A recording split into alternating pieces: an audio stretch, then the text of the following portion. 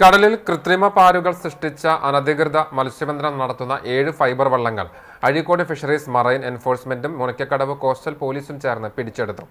തമിഴ്നാട് കുളച്ചൽ സ്വദേശികളുടെ 7 വള്ളങ്ങളും അനുബന്ധ സാധന സാമഗ്രികളുമാണ് സംയുക്ത സംഘം പിടികൂടിയത്. കൃത്രിമ പാരുകൾ ഉപയോഗിച്ച് അനധികൃത മത്സ്യബന്ധനം വ്യാപകമാണെന്ന പരാതിയെ തുടർന്നായിരുന്നു സംഘം പരിശോധനയ്ക്കിറങ്ങിയത്.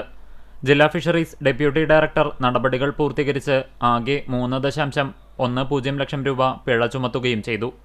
Azhikode fisheries station assistant director KP ഗ്രേസിയുടെയും coastal police sub inspector Joby വർഗീസിന്റെയും നേതൃത്വത്തിൽ പ്രത്യേക അന്വേഷണ സംഘമാണ് വള്ളങ്ങളും അനുബന്ധ ഉപകരണങ്ങളും കൃത്രിമപാര് നിർമ്മിക്കാൻ കൊണ്ടുപോയ വസ്തുക്കളും പിടിച്ചെടുത്തത്.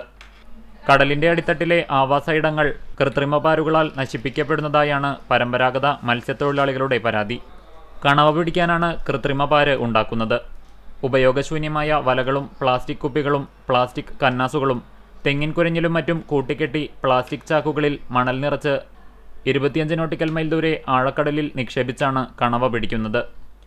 ഇവ നിക്ഷേപിച്ച സ്ഥലത്തിന്റെ GPS പൊസിഷൻ രേഖപ്പെടുത്തി സൂക്ഷിച്ച് 2 ആഴ്ചയ്ക്കു ശേഷം ഇതേ സ്ഥലത്തു ചെന്ന് ചൂണ്ടയിട്ട് കണവ പിടിക്കുന്നതാണ് ഇവരുടെ രീതി. 2-3 തവണത്തെ ഉപയോഗശേഷം ഇവ ഉപേക്ഷിച്ച് കടലിൽ മറ്റൊരിടത്ത് മറ്റൊരു പാര് സൃഷ്ടിക്കും.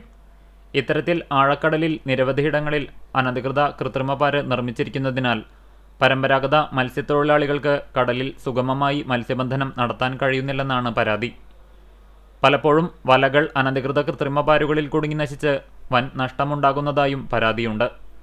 കൃത്രിമപാരുകൾ കടലിൽ മലിനീകരണം ഉണ്ടാക്കുകയും കടൽ ജീവികളുടെ സ്വാഭാവിക ആവാസ വ്യവസ്ഥ നശിപ്പിക്കുകയും മത്സ്യലഭ്യത കുറയ്ക്കുമെന്നും മത്സ്യത്തൊഴിലാളികൾ പറയുന്നു. വരും ദിവസങ്ങളിൽ രാത്രികാല പരിശോധന ഉണ്ടാകുമെന്നും പ്ലാസ്റ്റിക്കും കുരഞ്ഞിലുകളും കയറ്റിവരുന്ന വാഹനങ്ങൾക്കെതിരെ നടപടിയെടുക്കുമെന്നും ജില്ലാ fisheries deputy director doctor C. Seema അറിയിച്ചു.